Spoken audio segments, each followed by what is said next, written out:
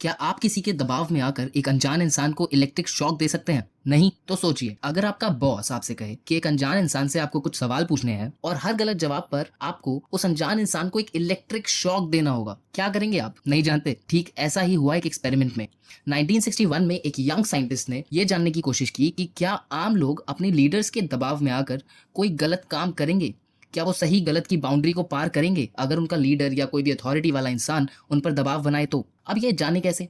ये जानने के लिए उस यंग साइंटिस्ट ने एक बहुत ही इंटरेस्टिंग बट बहुत ही कंट्रोवर्शियल सा एक्सपेरिमेंट प्लान किया। इस एक्सपेरिमेंट में 3 लोग थे। सबसे पहला, एक एक्सपेरिमेंटर। ये एक इंसान था जो लैब कोट पहन के साइंटिस्ट की तरह दिखता था, जिससे लगे कि इसके पास बहुत अथॉरिटी है।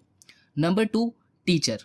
ये वो लोग थे जो खुद अपनी मर्जी से इस एक्सपेरिमेंट का हिस्सा बनेंगे, यानी कि पार्टिसिपेंट्स। ये टीचर की तरह स्टूडेंट से, यानी कि तीसरे व्यक्ति से क्वेश्चंस पूछेंगे, और इसीलिए इस एक्सपेरिमेंट में तीसरा इंसान था स्टूडेंट।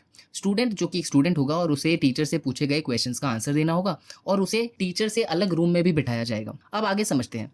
तो एक्सपेरिमेंट का सेटअप ये था कि वॉलंटियर यानी जो पार्टिसिपेंट्स थे वो एक टीचर की तरह स्टूडेंट से क्वेश्चंस पूछेंगे।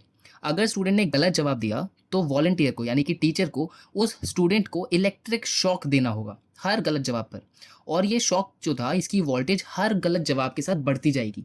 ये बढ़ते बढ़ते 450 यानी कि 450 वोल्ट्स तक जाएगी, जिससे एक इंसान की डेथ भी हो सकती है। तो पूरा प्लान बनने के बाद अगले ही दिन यूनिवर्सिटी में एक्सपेरिमेंट्स के लिए पोस्टर्स लगा दिए गए। पोस्टर में एक्सपेरिमेंट का नाम था study on memory and learning. तो काफी लोगों ने एक्सपेरिमेंट का हिस्सा बनने के लिए अपना नाम दे दिया और पार्टिसिपेंट्स की एक लिस्ट तैयार हो गई। वो जानते नहीं थे कि एग्जैक्टली इस एक्सपेरिमेंट में क्या होगा या क्या जानने की कोशिश की जा रही है। वो सब इस बात से अनजान थे और उन्होंने अपना नाम दे दिया। अब एक्सपेरिमेंट का दिन आया और सब लोग एक दूसरे से मिल रहे थे। अब कौन टीचर बनेगा, कौन स्टूडेंट, इसके लिए सबको कार्ड्स दिए गए। वो उस कार्ड्स में से रैंडमली अपने लिए कार्ड उठा सकते थे, बट वो ये नहीं जानते थे कि सारे पार्टिसिपेंट्स सिर्फ टीचर ही बन सकते थे। सभी कार्ड्स पर टीचर ही लिखा था। इसका मतलब जो विक्टिम है यानी जो स्टूडेंट है वो इन पार्टिसिपेंट्स में नहीं थे। अब इसके बाद सब टीचर्स को एक बहुत ही हल्का सा इलेक्ट्रिक शॉक दिया गया, ताकि उन्हें रियलाइज हो जाए कि जब आप किसी स्टूडेंट को गलत जवाब पर एक इलेक्ट्रिक शॉक देंगे तो उन्हें कैसा फील होगा। तो फाइनली सारा सेटअप हो चुका था, सब प्लान बन चुका था और एक्सपेरिमेंट स्टार्ट हुआ। एक्सपेरिमेंट और टीचर एक रूम में थे और अगले रूम में एक चेयर पर बांध कर स्टूडेंट को बिठाया गया था। टीचर सवाल पूछ सकता था, स्टूडेंट उसे सुन सकता था, मगर वो एक दूसरे को देख नहीं सकते थे। एक्सपेरिमेंटर ने टीचर को एक क्वेश्चंस की लिस्ट दी। ये क्वेश्चंस टीचर को स्टूडेंट से पूछने थे और स्टूडेंट को अपने आगे लगे हुए बटन्स को प्रेस करके अपना जवाब देना था। उसे मुंह से नहीं बोलना था। तो हर एक गलत जवाब पर टीचर को अपने पास रखे हुए बटन को प्रेस करके स्टूडेंट को इलेक्ट्रिक शॉक देना होगा। ये शॉक की वोल्टेज 15 वोल्ट से शुरू होगी और हर गलत जवाब के साथ बढ़ते बढ़ते मैक्सिमम 450 वोल्ट तक जाएगी। अब यहाँ पे आया एक्सपेरिमेंट में एक ट्विस्ट। टीचर को ये नहीं पता था कि ये जो शॉक हैं, ये जो इलेक्ट्रिक शॉक्स हैं, ये रियल नहीं है, बल्कि हर बार जब टीचर शॉक के लिए बटन दबाता तो एक टेप रिकॉर्डर ऑन हो जाता था, जिससे चिल्लाने की या दीवारें पीटने की या रोने की आवाज आती थी। अब अगर शॉक्स की वोल्टेज बढ़ाते तो ये सब आवाजें और तेज हो जाती, और अगर कोई 450 वोल्ट तक पहुंच जाए तो बिल्कुल साइलेंस हो जाता। ये सब पहले से प्लान था, यानी कि वो जो स्टूडेंट्स थे वो एक्चुअली में एक्टर्स थे। अब ये ऑब्वियस था कि जब टीचर्स ये आवाजें सुनेंगे तो उनको बहुत बुरा लगेगा, उनको हेजिटेशन भी होगी, और ऐसा हुआ भी। टीचर्स कहने लगे कि हम ये नहीं कर सकते, हमें रुक जाना चाहिए। तो इस केस के लिए पहले से ही साइंटिस्ट ने 4 लाइन प्लान करके रखी थी कि जब भी कोई टीचर हेजिटेशन दिखाएगा या इलेक्ट्रिक शॉक देने से मना करेगा तो इस केस में 4 लाइन्स यूज कर सकते हैं। सबसे पहले जो एक्सपेरिमेंटर है वो टीचर को कहेगा प्लीज कंटिन्यू।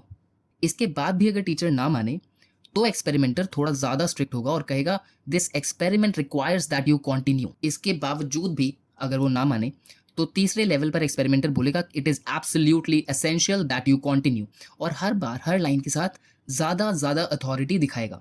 और इस सब के बाद, इन तीनों लाइंस को ट्राई करने के बावजूद भी अगर टीचर हिचकिचाए या जिद करे कि हमें रुक जाना चाहिए, तो एक लास्ट लाइन है जिसमें एक्सपेरिमेंटर बहुत ही अथॉरिटी से टीचर को कहेगा that you have no other choice, you must go on.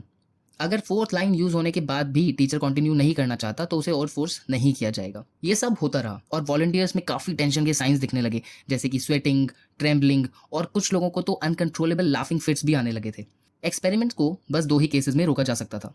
Number 1, या तो चारों लाइन एक्सपेरिमेंटर यूज कर चुका है और फिर भी टीचर नहीं मान रहा, या दूसरा केस जब शॉक्स 450 वोल्ट तक पहुंच चुके हैं। जिस साइंटिस्ट ने ये एक्सपेरिमेंट किया उनका नाम है स्टीनली मिलीग्राम, और इसीलिए इस एक्सपेरिमेंट का मिलीग्राम एक्सपेरिमेंट नाम हो गया। अब मिलीग्राम ने इस एक्सपेरिमेंट से बहुत ही माइंड ब्लोइंग सा रिजल्ट पाया। ये देखा गया कि 100% लोग, सभी लोग कम से कम 300 वोल्ट तक के शॉक्स तक पहुंचे, और 65% लोगों ने सबसे ज्यादा 450 वोल्ट्स तक के शॉक्स दिए। 450 वोल्ट्स जिस पर किसी की जान भी जा सकती है। ये रिजल्ट्स बहुत डरावने थे। पर बाद में इस एक्सपेरिमेंट को बहुत क्रिटिसाइज भी किया गया। कहा गया कि ये बहुत ही अनएथिकल एक्सपेरिमेंट है क्योंकि इसमें इनोसेंट लोगों को झूठ बोल के ऐसा काम करने के लिए फोर्स किया गया। कुछ और साइंटिस्ट ने भी ये सेम एक्सपेरिमेंट अलग अलग टाइम पर अलग अलग जगह पर रेप्लिकेट किया और ऑलमोस्ट सिमिलर रिजल्ट्स पाए। साइंटिस्ट मिलीग्राम ने खुद कहा that it may be that we are puppets controlled by the strings of society, but at least we are puppets with perception, with awareness, and perhaps our awareness is the first step to our liberation.